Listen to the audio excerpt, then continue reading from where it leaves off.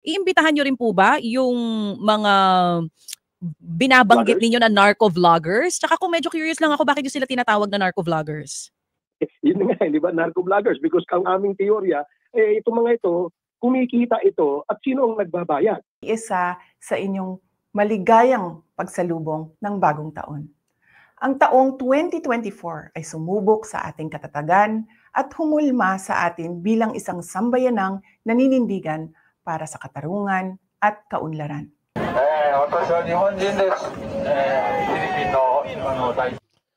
Maski hapon, sumusuporta sa mga Duterte. Yes. Magandang morning sa rin lahat. January 1st, 2025. Ay, grabe. Isang magandang pagpasok ng bagong taon. Maganda nga ba? Para sa inyo mga kasama. Maayos at maganda nga ba ang pasok ng New Year nyo? Naku po! Ang sabi ng ating mga kababayan, meron nagsalita na. Mamaya sa dulo ng ating video, ang sabi niya ay ipapatawag. Bakit ipapatawag? Ayun ang sabi ng ating kababayan na si Jocelyn. Bakit Kuya Goods? Bakit nagpapatawag na? Anong problem? Ay hindi ko rin alam kung anong problem. Baka may problem talaga. Kaya siguro, ipapatawag yung mga vloggers. Narco-list vloggers daw po ang ipapatawag. Nako po. Sino kaya yung mga narco-list vloggers? Ngayon, abangan nyo sa ating video at kung ano yung mga sinabi niya doon. Kayo na ang humusga. Kung ano ang inyong pananaw dito sa magsasalita sa video natin. Pero bago pa man yan, may isang pagbati mula kay BP Sara. Siya nga pala, Happy New Year po sa lahat. Saan man kayo panig ng bansa, Luzon, Visayas, Mindanao, all over the country, all over the world. Happy New Year. Welcome 2025. Ito na. Sana nga, konting kembot na lang. Maganda na yung mababalitaan natin kasi meron na mga boses na may mga boses tayo naririnig tungkol dito sa gaganaping peaceful rally. So abangan natin at siguro ito na yung panahon para magsama-sama o magkaroon ng isang pagtitipon para sa kabubuti ng bansa. Peaceful rally nga ika nga hindi pagbubuklod-buklod kundi kapayapaan ang hangad nitong peaceful rally na ito. Kaya magsasalita si BP Sara, isang pagbati mula sa mga pamilyang Duterte. Pasok mo, BP Sara! Assalamualaikum warahmatullahi wabarakatuh. Madayaw, maayong adlaw kaninyong tanan. Magandang araw sa inyong lahat. Sa ating mga kababayan sa iba't ibang panig ng mundo, ako ay nakikiisa sa inyong maligayang pagsalubong ng bagong taon. Ang taong 2024 ay sumubok sa ating katatagan at humulma sa atin bilang isang sambayanang naninindigan para sa katarungan at kaunlaran. Ngayong 2025, sama-sama nating harapin ang iba't ibang hamon na magpapatibay sa atin bilang isang bansang patuloy na nananalig sa Diyos at nagtutulungan para sa ikauunlad at ikabubuti ng ating pamilya. Sa ating pagsalubong sa bagong taon, ako ay nagpapasalamat sa inyong walang sawang pagmamahal sa bayan na ipinamalas ninyo sa inyong pagsusumikap, pagtitiis, at pagtsatsagang magkaroon ng mas magandang kinabukasan. Magpabilin ako nga nahiusa kaninyo sa inyong mga pangandoy alang sa kauswagan ug kalinaw. Atong atubangon ang bagong tuig, uban ang paglaom nga ang tanan natong mga kalisod ug mga paningkamot sa ngadtong-ngadtong makahatag og positibong kausaban. Ang lahat ay para sa Diyos, sa bayan at sa bawat pamilyang Pilipino. Happy New Year sa inyong lahat. Syukran. Happy New Year din po, BP Sara at sa iyong pamilya. Marami hong naniniwala talaga sa mga kabutihan at ginawa nyo sa ating bayan. Kahit na kayo ay binabatikos ng sandamakmak, meron nga nag-iiyak-iyak na ngayon. Ayun, sabi sa video. Sa video ho nyo mapapanood.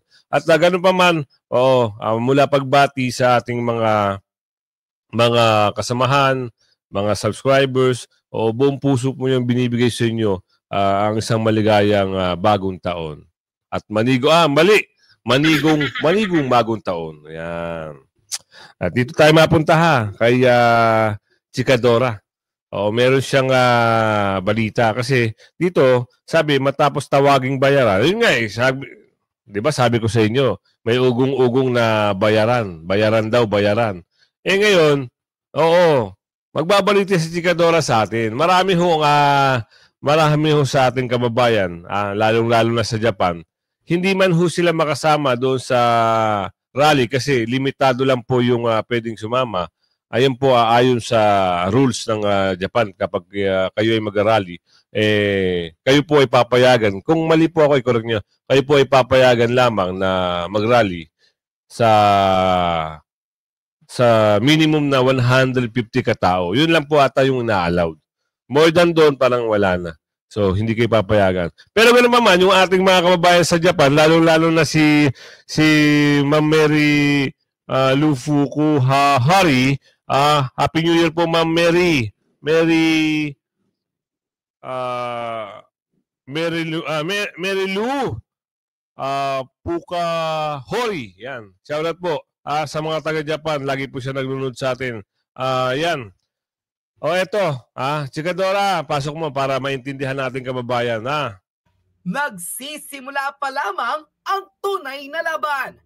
Kung sa iba, tingin nila'y patapos na ang taon, tila ngayon pa lamang raw magsisimula ang bangungot ng administrasyon dahil nagsimula na ang malawakang rally internationally ng mga taong sumusuporta at handang ipaglaban at protektahan ang Vice President na si Sara Duterte Carpio. Totoo yan. Nag-trending sa social media ang naging peaceful rally sa Japan kung saan nanawagan na proteksyonan ang Vice President na si Inday Sara Duterte noong December 29, 2024. Ilang araw bago matapos ang taong 2024. Live mula sa Shibuya, Tokyo, Japan, napuno ang kalsada ng Tokyo kung saan hindi nagpapigil ang maraming die-hard Duterte supporters, maging ang mga na-unite na supporter ni Vice President Sara Duterte na hindi nag-atubili at walang patumpik-tumpik na nagrally sa kahabaan ng Shibuya, Tokyo, Japan para iparinig ang kanilang boses at ipagtanggol ang Vice Presidente. Simula pa lamang raw ito ng matindi at bakbakang rally na mangyayari simula January 2025 kung saan bukod sa Japan, inaasahan rin magsasagawa ng kanilang rally ang mga kababayan nating OFW sa New York, Australia. Diba? Meron din sa New York, Australia at iba pa. Diba? Ito sabi dito Tsaka hindi ito pwedeng tawagin bayaran kasi meron silang boses na binabanggit dito. Hindi kami bayaran. Hindi matatawaran ng pera yung ginawa ng dating Pangulong Duterte at ang mga Duterte. Kita nyo ngayon ang Davao, walang utang. Di ba? Kaya yung si Tatay Digong, isolid nyo dyan para matauhan yung kumakalaban sa kanya. Di ba? Tinulungan na nga yun, ginawang gabinete. Ito pa. Sabi dito sa video tinulungan na nga yun, ginawa ng gabinete ni Tatay Digong. Ito pa. Pero, kahit naman na magtatakbo-takbo yung taga-Davao na ginawang gabinete ni Tatay Digong, hindi mananalo yung kay Tatay Digong. Dahil ilang dekada na namamayagpag ang pangalan ni Tatay Digong dyan sa Davao. Alam naman natin ang nagawa, di ba, ni Tatay Digong. Mindanao, Davao, Diyos mio, buong, kahit mga yung mga nasa rural area. Pag sinabing Tatay Digong talagang, opo, magaling.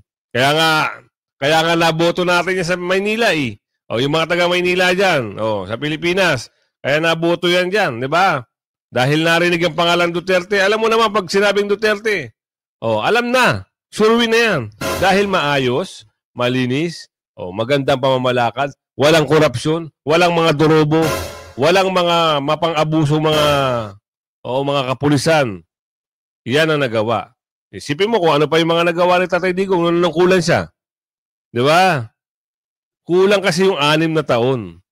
Kaya nga kung halimbawa, pwede yung isang diretsuhang 10 years, 30 years. Duterte pa rin eh. Sa totoo lang, sorry tayo mga kasama. Kung malakas-lakas lang si Tatay Digong at siya pa pala rin uling pwedeng tumakbo, silipin sa sa batas, konstitusyon, kung pwede ba tumakbo uli yung naging Pangulo na. Siya pa rin iboboto ng tao eh. Wala namang iba eh. Tuloy. Germany, Spain, Australia, Saudi Arabia, Dubai, Singapore, Malaysia, Vietnam at Indonesia. Maging ang ilang bansa sa ASEAN Nation at European Union na tila may mga Pilipino ay handang mag-rally at iparinig ang kanilang boses at ipagtanggol ang Vice Presidente. Totoo yan. Panoorin ang full video mula sa Shibuya, Tokyo, Japan, kung saan nanindigang hindi bayaran ang maraming Duterte supporter at kung sila'y babayaran, tila wala raw presyo ang kanilang halaga at pagsuporta sa Vice Presidente. Panoorin ang makapanindig balahibong rally mula sa Japan. Yan. Panoorin yung Panoorin nyo, mga kasama.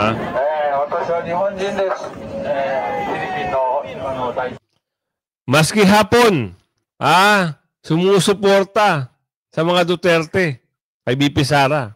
Ano pang sasabihin ng mga bakulaw dyan ngayon? Sige. Ito, hindi ho fake news. Tingnan nyo, hapon nagsasalita. Di ba?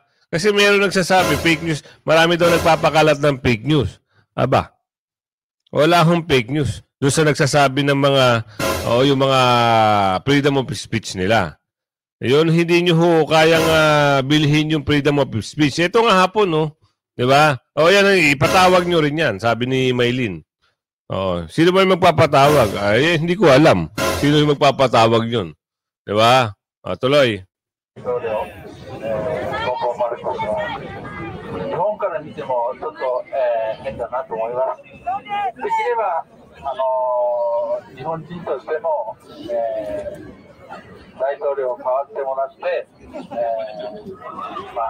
な新しい素晴らしいの国を作ってもらいたいと思います。日本人も応援します。頑張ろう。Pwede lang daw ang ating presidente ay palitan. Kahit daw siya sa pananaw ng isang hapon ay nakikita niya ang ating damdamin na si Marcos ay dapat ng palitan. Gambaro! Gambaro! Domo arigatou gozaimasu.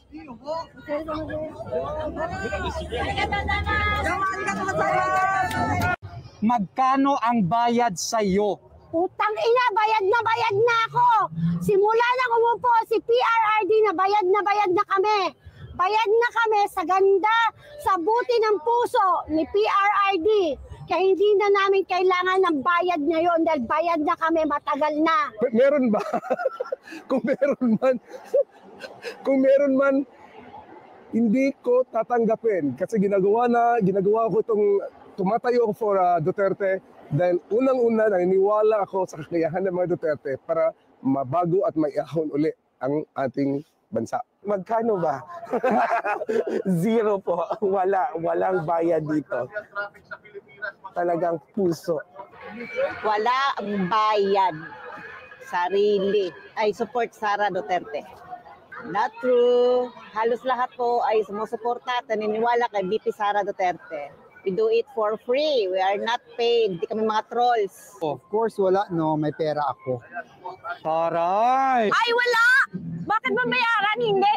Sa sarili ko to para maibigay yung suporta para kay BP Sara.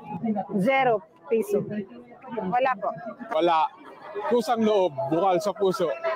Duterte forever. Yun nyo naman, mga kasama. Duterte forever.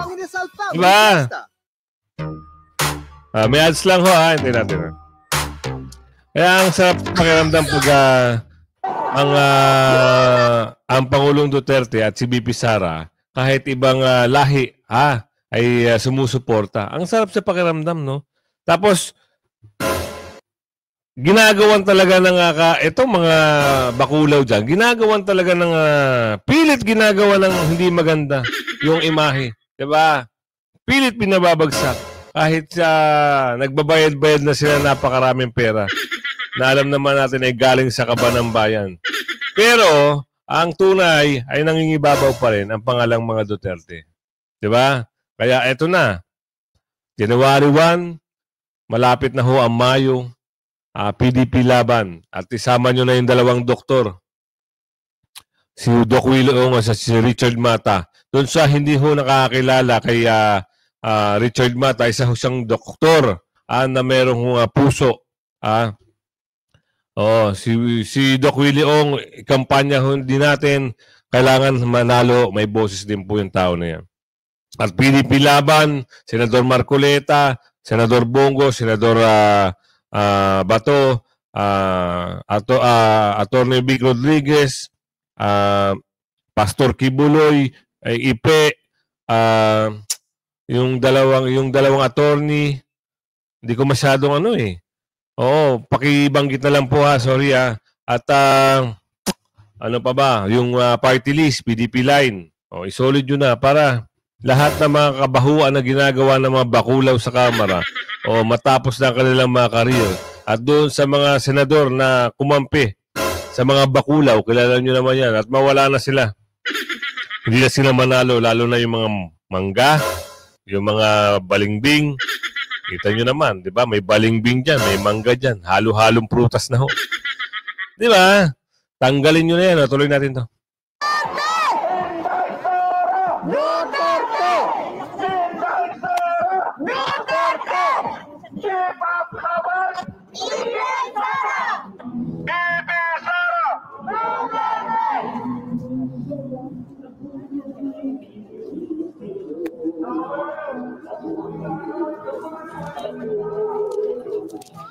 Kita nyo naman yan, no?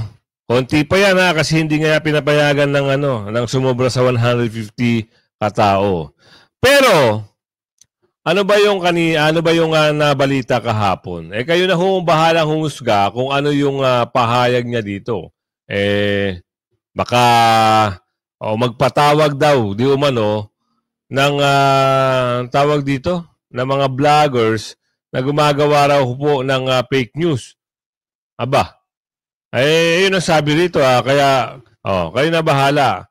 Kuya Ted, ano meron dyan, Kuya Ted? Pwede mo bang kwento sa ating mga kababayan kung ano yung pag-uusap dyan? Pasok. Good morning po and Happy New Year, Kong Ace. Good morning, sir. Hi, good morning, Ted. Good morning din, DJ Chacha. Happy New Year and Merry Christmas sa inyong dalawa. Salamat. Mukhang kahit na holiday, naghain ho kayo naghain kayo nagbigay kayo ng statement at meron kayong gustong paimbestigahan. Ano ho bang pinag-uugatan nito? Well, alam mo, Ted, kasi matagal na pong maraming dumudulog sa Kongreso ng mga biktima nitong mga fake news. No? In fact, last year, meron na po tayong resolution dyan. Nandyan, hindi ako nagkakamali, refer po yan sa Committee on Public Information. Na kung saan, yung mga dumudulog po ng mga biktima ng fake news, nagtatanong sa Kongreso, ano ba yung kanilang recourse? Ano ba yung kanilang pwedeng magawa? No? So, ang re-refer lang namin sila sa aming legal, sinasabi namin that they can study yung Cybercrime Prevention Act of 2012. No? At nakita namin na walang humpay, no? Itong mga so-called narco-vloggers at saka pogo-vloggers na kung saan ay walang humpay yung kanilang paninira, no? Dun sa mga tao, lalo na sa mga politiko, no? In the guise daw of freedom of expression and freedom of speech. Malinaw po sa desisyon ng ating Korte Suprema na kapag ikaw ay kumukutya o ikaw ay nagkikriticize sa isang public official, dapat po, ito ay hindi ho absolute. No? Ito ay limitado lamang sa pag-criticize sa kanyang trabahong ginagawa. Pero kung personal na ang papasukin, halimbawa, inaakusahan na ikaw ay isang rapist, ikaw ay isang drug lord, ikaw ay isang murderer, parang meron hong borderline yung sinasabing malicious intent na kung saan slanderous na po ang tingin namin dyan. Ngayon, tignan namin kung paano natin amendahan yung ating batas tungkol dyan, Ted. Okay, sir, nauunawaan ko po where you're coming from kasi ako rin po nagmamasid doon nga magmula nung kayo mag-imbestiga dito sa Quadcom ang daming, siguro alam niyo na, di ba? Ang daming kumalat na fake news, di ba? Dito sa inyo mismo. Opo. Hindi lang kayo, hindi lang kayo, no? Marami. So, hindi maitatanggi, talagang may hugot kayo dito. Yes, pero ako, inamin ko naman yan. Nung ako nag-deliver ng privilege speech na sinabi ko na ako isa biktima rin ako ng fake news. No? Kailangan ko lang sabihin yan nang sa ganun, malaman po ng ating mga kababayan na wala pa lang pinipili itong mga fake news. Hindi guys, ang lagi yung palusot nitong mga vloggers na ito, na narco-vloggers na ito, sinasabi nila freedom of speech, freedom of expression. Gaya nga po nung sinasabi natin, hindi naman po absolute yan. Meron pong hangganan at may limitasyon yan.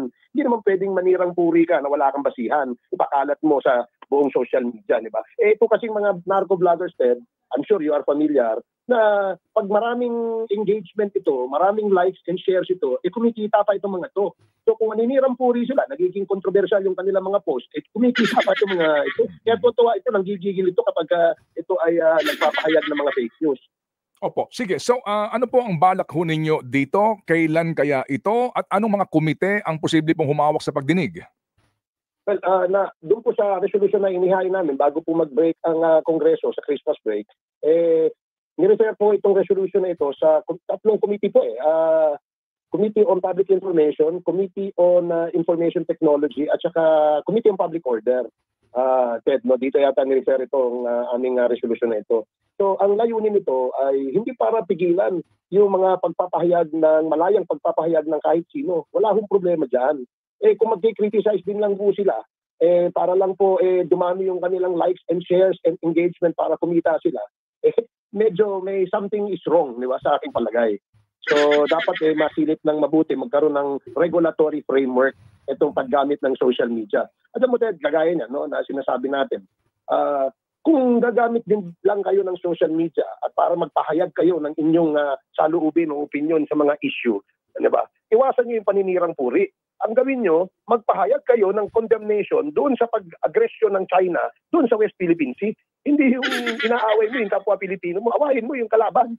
Yun ang ating paliwanag dyan, Ted.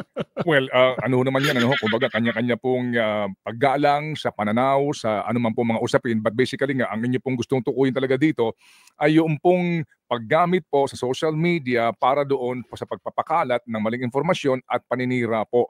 Opo, di ba? So that's a very thin line, Kong Ace, no? Pag pinag-usapan nga natin yung freedom vis-a-vis yung pong sinasabi na posibleng regulasyon. Dito ba meron na kayong ano ito? YouTube ba to? Ano ba itong mga medium na inyong gustong tukuyin dito kung sakasakali, Kong Ace? Ano po ito, Ted, no? In general terms, the whole social media, no? Kung saan gumagamit ng mga paraan sa pagpapakalat o pagpipedal ng fake news ang mga vloggers na ito. Meron, alam mo, Ted, kasi simula po nang nagkaroon ng social media, maraming Pilipino naging sinungaling. Maraming Pilipino naging suddenly became political analyst. No? Walang problema yun, opinion nila yun . Diba?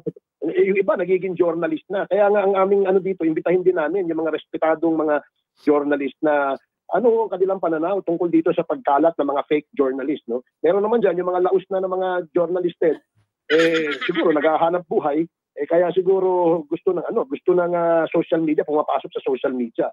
So, yun ang I think dapat natin. Walang problema kung magmurahin kami ng murahin, wala namang problema yun pero criticize kami tungkol doon sa aming poor performance o hindi kaya sa aming pag-aabuso, yun. Walang problema yun sa amin. Kahit araw-araw, bombahin kami, walang problema. Pero yung magpakalat ka ng fake news o isang news na wala ka namang legal na basihan, o ika nga kahit na iota of truth, iota of evidence, medyo malaking problema po yan. Sige, so ako naman din dito, Kong Ace, ay interesadong malaman kung ano ang magiging pag-aaralin nyo o resulta ng pagdinig doon sa management nitong mga social media platform na ito. Yung kanila din namang responsibilidad kasi halimbawa, no, sa YouTube, kung klaro naman talaga na pawang kasinungalingan at pawang nakakapapanira, no, ng puri, ng pagkatao, ng personalidad yung isang sinasabing vlog na yan o anuman, bakit hindi kitang-kita mo naman, di ba? Bakit hindi nagkukusa yung management ng platform? Yung ba sasakupin din ninyo? Yes, kasama rin yan, Ted, no? Yung lahat ng social, yung Facebook, yung TikTok, yung example ito, yung YouTube and other social media platforms. No? Iimbitahin din natin yan para magbigay din sila ng kanilang suggestion kung paano natin paano tayo magkakaroon ng isang regulasyon para dyan. No? Huwag lang nilang limitahan yung yung freedom of expression at freedom of speech. Ipaglalaban po natin yan. Ang atin lamang nililimita rito ay yung pagkalat ho ng fake news. Yun ho ang ating kung wala namang basihan, dapat may pananagutan din yung nag-post. Diba, nag-post ako mismo nag-post ako at sinabi ko yung isang kongresista ay magnanakaw, no? Dahil meron ho akong ebidensya, nakita ko na meron ho siyang mga ghost na mga empleyado o ghost na mga project. Yun, baka nila yun, ikalat nila yun. Pero yung mag-iimbento na wala ngang iota of truth, o iota of evidence, para lang makapanirang puri dahil dun sila sumusuporta sa mga kalaban. Ito muna, medyo may problema tayo dyan. At this does not only apply, Ted, sa mga politiko. This can also apply to private personalities, no? Halimbawa, kayo, Ted, halimbawa, magpakalat ng kwento na et cetera, at nagpakalat ng fake news. Wala ba tayong pwedeng gawing aksyon? Yun ang ating punto dyan. Opo, naunawaan po namin where you're coming from, Kong Ace. Meron na kayong how urgent again is this one? And kasi pagbalik niyo po, January 13 na, di ba? And halalan na. So meron ba kayong panahon dito? We just opened the issue on the table, ika nga, Ted, no, para lang mapag-usapan. Kasi ako personally, sumula po ako sa NBI, no, na hindi naman dahil sa ako'y nagsusumbong. Yung sulat ko sa NBI, ipatupad yung provision ng ating Anti-Cybercrime Prevention Act na kung saan magporma ng isang komite o isang task force na ang trabaho po ay mag-monitor, mag-regulate at mag-prosecute doon sa mga sinasabing fake news. Kung napapansin mo din, tinanong po natin ang mga kaibigan natin sa DOJ, nagkalat po yung cyber libel na mga kaso na i-file. So imagine, just because nagsumikat itong social media, maraming nag-file ng cyber libel. Ngayon, gusto ba natin na bumaha ng cyber libel na mga kaso lahat po ng korte? Dapat merong regulasyon. Dapat merong limitasyon, may regulasyon. Paano ba dapat mag-file ang isang taong biktima ng fake news? Kung ito ay naka-apekto sa ano ba ang probisyon ng ating batas? Yun ang gusto namin linawin. Okay. Kung kanina nabanggit niyo po mag-iimbita kayo pag nagsimula na po yung pagdinig niyo yung dito nga po na sa may kinalaman sa mga fake and malicious post online, mag-iimbita kayo kanyo ng Giorno. Iimbitahan niyo rin po ba yung mga binabanggit ninyo na narco-vloggers? Tsaka kung medyo curious lang ako, bakit yung sila tinatawag na narco-vloggers? Yun nga, di ba? Narco-vloggers. Because ang aming teorya, itong mga ito, kumikita ito at sino ang nagbabayad? Di ba? Sino ang nagbabayad? So, merong talagang nakikinabang na sa kanilang mga pagpo-post ng mga anti-government na nga yung iba. May nananawagan na nga ng pataklas. May nananawagan na ng kaguluhan dito sa EDSA. Diba? Yun ang ating punto. So Kong, there's a possibility na talagang ipatawag itong mga vloggers sa ito na sa tingin nyo po ay nagpapalaganap ng fake news online? Well, yes, we will invite, kasi hindi naman namin sila kilala no? But we will ask the social media platforms to invite yung mga nila, yung mga sikat sa kanila, no? Yung mga yung mga kumikita ng sobra-sobra. No? At saka ito, hindi lamang ito sa pagkalat ng fake news sa Ted and DJ Chacha. Di ba? Meron po tayong mga online sellers, no? Yung ating mga online sellers din, makakatulong din yan sa pag-i-influence. No? Dapat mayroon din tayong partisipasyon kung ano yung matutulong. Wag lang yung tayo yung bumatikos. Kailangan kumilos din tayo para sa pagpapakalat ng good news naman. Hindi naman yung fake news all the time. Diba? Ang atin dito, Ted and DJ Chacha, is the accountability. Diba? Wag nating hayaan na maging kultura na naman yung pagsisinungaling, pagkakalat ng mga issue na nakakasirang puri sa mga, wag na lang sa mga politiko, sa mga private individual na lang. Dapat magkaroon din tayo ng regulation dyan. So, yun nga ang nabanggit ko kasi kanina, na simula nang sumikat itong social media at namo-monetize, nagiging kabuhayan ng ibang mga vloggers, dumami po ang political analyst, dumami ang mga Giorno, dumami ang mga biglang suddenly naging self-righteous critics of personalities. And I'm sure naintindihan ng totoong journalist yan, kagaya ninyo, kung ano yung nagawa nitong social media na ito. Opo, And I opo. think you will also agree with me na dapat magkaroon ng regulasyon o regulatory framework. Opo. Again, naunawaan po namin, Kong Ace, itong importansya at relevance na inyo pong panukalang ito. Kami aantabay at as usual, tatawag ko kami sa inyo para maipaliwanag ho ninyo ang mitiin po nito pong inyong mga ginagawang aksyon. Sa gitna ng lahat, Kong Ace, ang aming bati pa rin sa inyo. Happy New Year pa rin, sir. So yan mga kasama, at narinig nyo naman kung ano yung mensahe dito. Magpapatawag daw sila ng narco-vloggers. Naku, sino-sino kaya yung mga narco-vloggers na yun? Nako, ang opinion ko dito at reaction ko dito, yung daw nagsasabi na dapat daw batikusin yung gumagawa daw ng anomalya. Yun ang sabi sa video, yun lang opinion at reaction ko. Pero dapat daw yung mga nagpapakalat ng fake news,